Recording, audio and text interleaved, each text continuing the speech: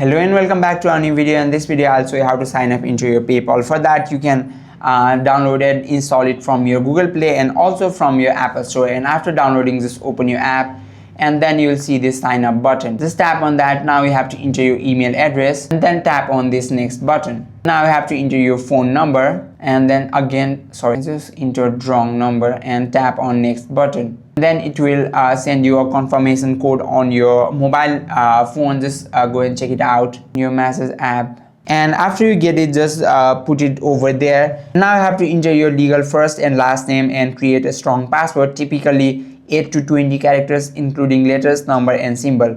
And you have to enter your address and other required information. And then it is optional to link your payment method.